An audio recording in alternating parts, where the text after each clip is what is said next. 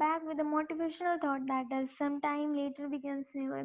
I am Poonam and welcome back to my channel. So in this video we will discuss about Piaget's cognitive development. पियाजे का संज्ञानात्मक विकास का सिद्धांत। ये theory अपने आप में बहुत ज़्यादा इम्पोर्टेंस रखती है, ऐसा इसलिए क्योंकि टीचिंग के जितने भी एग्जाम्स होते हैं उसे कोई मैटर नहीं करता, वो स्टेट का हो, सी टेट का हो, केवीएस का हो या कोई दूसरे एग्जाम होता है, लेकिन उनमें पियाजे से रिलेटेड क्वेश्चंस 110% श्योर है। पेपर इजी हो, हार्ड हो, मीडियम हो, कोई भी लेवल हो, कोई भी कोड हो पेपर का, उसमें आपको पियाजे से रिलेटेड क्वेश्चंस मिलेंगे ही। तो हम स्टार्ट करते हैं, लेकिन उससे पहले हम पियाजे के बारे में पढ़ते हैं। पियाजे was a Swiss biologist, philosopher and a psychologist. जो पियाजे थे वो स्विट्जरलैंड के रहने वाले थे। इनका जन्म भी स्विट्जरलैंड में हुआ था और इनका देहांत भी स्विट्जरलैंड में ही हुआ। एक बायोलॉजिस्ट थे, फिलोसोफर थे और साथ ही साथ एक साइकोलॉजिस्ट भी थे। Being a biologist, he knew the importance of environment and process of adaptation. जाहिर सी बात, जब वो एक बायोलॉजिस्ट थे तो उन्हें वातावरण से रिलेटेड जितनी भी इंफॉर्मेशन थी वो सारी पता होंगी, लेकिन यहाँ से ये मतलब है कि जैसे कि इनकी जो थ्योरीज है वो चाइल्ड डेवलपमेंट से रिलेटेड है, तो इन्वायरमेंट नॉलेज से उनका ये तात्पर्य है कि जैसे जैसे चाइल्ड में डेवलपमेंट होती है, बेबी में ग्रोथ होती है, तो उसमें इन्वायरमेंट का क्या रोल होता है, इन्वायरमेंट चाइल्ड के जो डेवलपमेंट है उसको कैसे इफेक्ट डालती है। Being a philosopher, he had a keen interest in epistemology. ये एक फिलोसफी का पार्ट है, सब्जेक्ट का, उसका एक हिस्सा कह सकते हैं, उसका एक भाग, जिसका मतलब है the theory of knowledge, especially with regards to its method, validity and scope. Hindi में हम सिंपली इसको कह सकते हैं कि ज्ञान कहाँ से प्राप्त होता है, कैसे प्राप्त होता है और हम ज्ञान को कौन कौन से सोर्सेस से ग्रहण कर सकते हैं। Last point is He is also known as the father of child psychology. इनकी जितनी भी थ्योरीज थी वो चाइल्ड डेवलपमेंट से रिलेटेड थी, तो उन्हें child father of child psychology भी कहा गया है। Second point is constructivism. इसके अंदर हम 3 पॉइंट्स पढ़ेंगे। खास बात ये है इस पॉइंट की कि ये तीनों पॉइंट एक दूसरे से लिंक है, जब एक दूसरे बिल्कुल भी अलग नहीं है, सेम चीज है, बस कहने का तरीका अलग है। फर्स्ट पॉइंट में ये कहा गया है कि जो बच्चा होता है वो स्मॉल स्मॉल यूनिट्स से ज्ञान के छोटे छोटे टुकड़ों को इकट्ठा करता है। सेकंड में कहा गया है कि जो ज्ञान के छोटे छोटे टुकड़ों को इकट्ठा किया गया है उनको मिला के वो बिगर कॉन्सेप्ट्स बनाता है। और थर्ड पॉइंट में ये है कि जो उन्होंने छोटे छोटे ज्ञान के टुकड़ों से बिगर कॉन्सेप्ट्स बनाए थे उनसे वो अपनी दुनिया बना लेते हैं ज्ञान की, यानी कि वो समझ जाता है अपने आप, इन्वायरमेंट से सीख जाता है, अपने आप को इन्वायरमेंट के प्रति ढाल लेता है। तो ये अब आते हैं इसके स्टेजेस के बारे में। जीन पियाजे ने मेनली 4 स्टेजेस दी हैं कि कैसे बालक में, बच्चे में ग्रोथ होती है, कौन कौन से चेंजेस आते हैं, कैसे इन्वायरमेंट उनको इफेक्ट करती है। So first is sensory motor stage, इसको हिंदी में बोलते हैं संवेदिक पेशीय अवस्था। ये जन्म से लेकर 2 वर्ष तक की आयु के जो बालक बच्चे होते हैं, बालक होते हैं, उनमें होती है। तो इसके की पॉइंट्स देखते हैं क्या है। First is senses are the teachers. ये मेन जाहिर सी बात और मेन भी कह सकते हैं इसको। हमें पता है कि जन्म लेते ही तो बालक बोलना शुरू नहीं करता, उसको टाइम लगता है बोलने के लिए, सीखता है, वो लैंग्वेज को सीखता है अपने फैमिली से, इन्वायरमेंट से।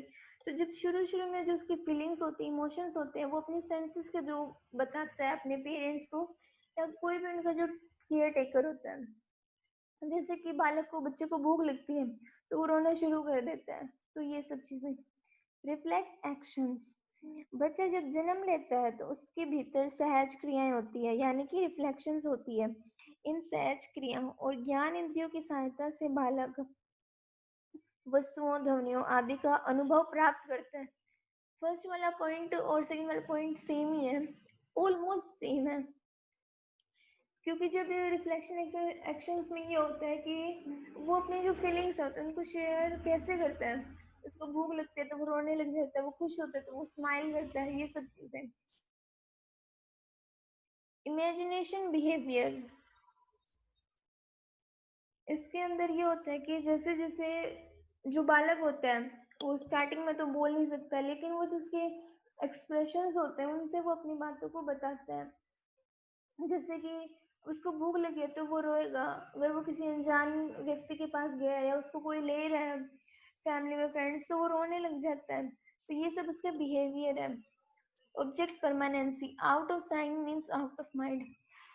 इसका मतलब ये होता है कि बालक में इतनी बुद्धि तो होती नहीं है, वो समझ तो होती नहीं है, क्योंकि अभी उसने जन्म से लेकर 2 वर्ष तक की आयु के अंडर स्टेज आती है। तो बालक ये सोचता है कि जो उसकी आंखों के सामने है वही सच है, और जो मैं अगर उससे कोई चीज दी, कोई खिलौना दिया, उससे एक बार जब तक उसके हाथ में, तब तक तो उसे लगेगा कि वो चीज इस दुनिया में है। लेकिन जब उसके हाथ से वो चीज ले ली जाएगी तो उसे लगेगा वो इस दुनिया में ही है। यानी कि out of signed means out of mind. उसकी आंखों के सामने कोई चीज नहीं है तो वो उसके दिमाग में भी नहीं है। Second is pre operational stage, पूर्व संक्रियात्मक अवस्था। ये 2 वर्ष से लेकर 7 वर्ष तक की आयु के बच्चों में होती है।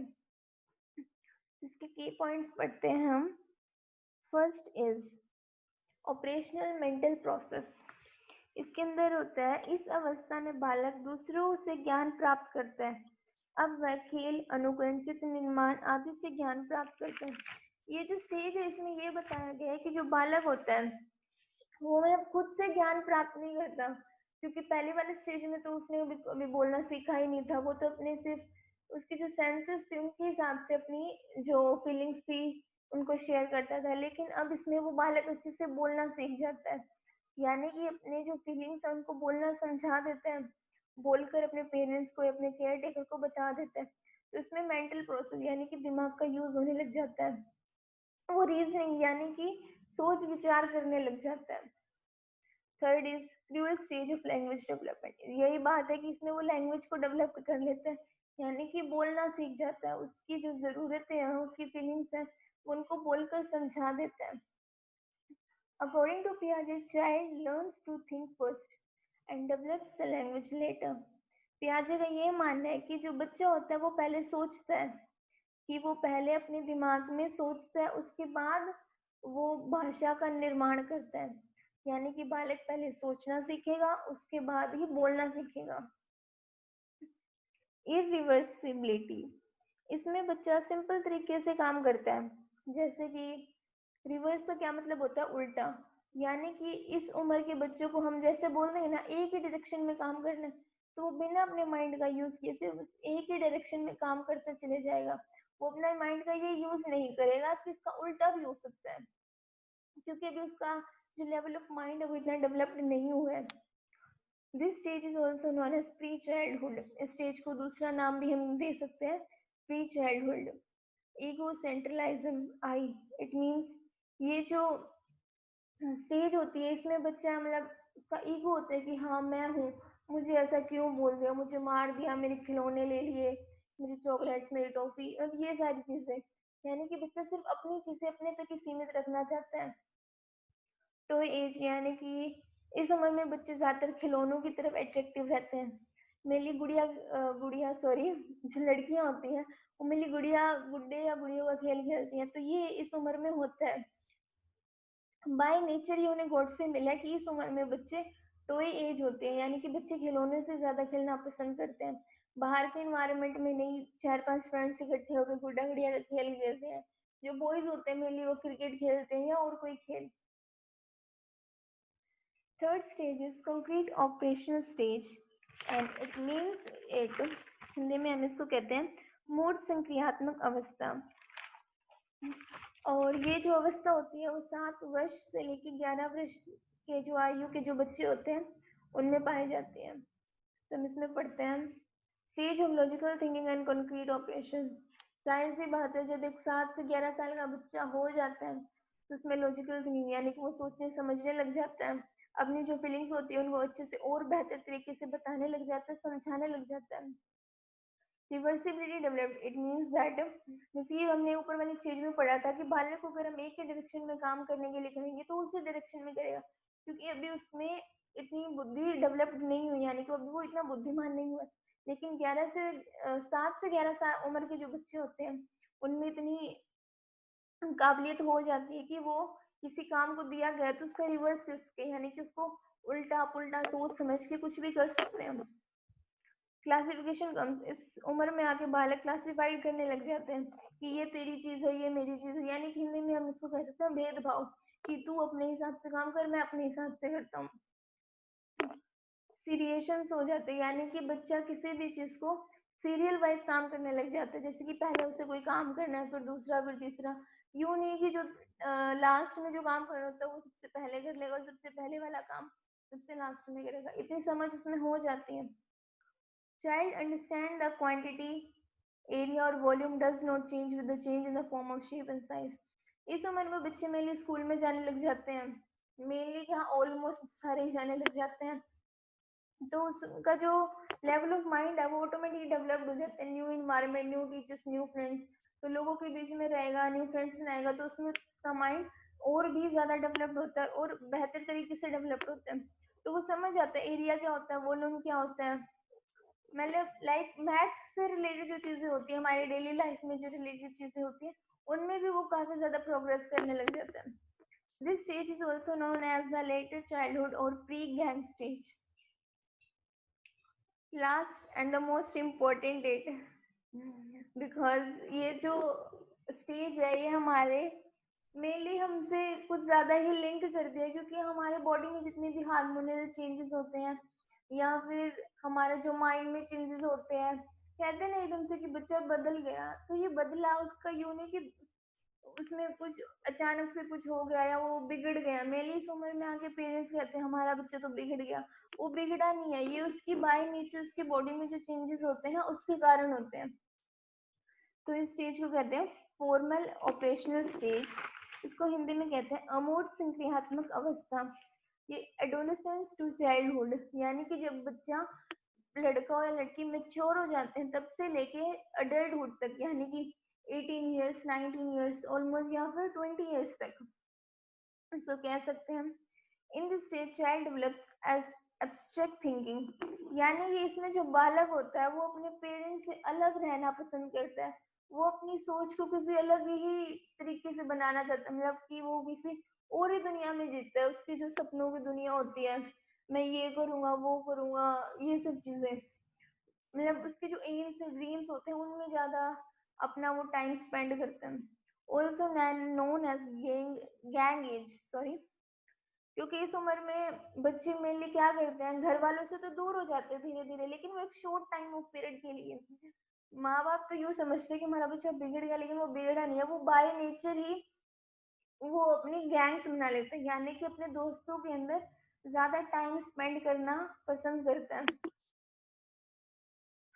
डिटेक्टिव रीजनिंग कम्स, इसके अंदर बालक अब कंप्लीटली वो डेवलप्ड हो जाता है, उसका फिजिकल मेंटल सोशल डेवलपमेंट हो जाता है, वो फ्रेंड्स बना लेता है, सोसाइटी में रहने लग जाता है, तो उसमें रीजनिंग कम आ जाती है। Reasoning comes in the sense वो हर चीज को सोच समझ के करने लग जाता है कि हाँ ये अगर मैं पर्टिकुलर काम करूंगा तो ये मेरे लिए अच्छा है, और एक काम मैं नहीं करूंगा तो मेरे लिए बुरा है, यानी कि उसको किसमें गेन हो रहा है और किसमें लॉस हो रहा है वो समझने लग जाता है।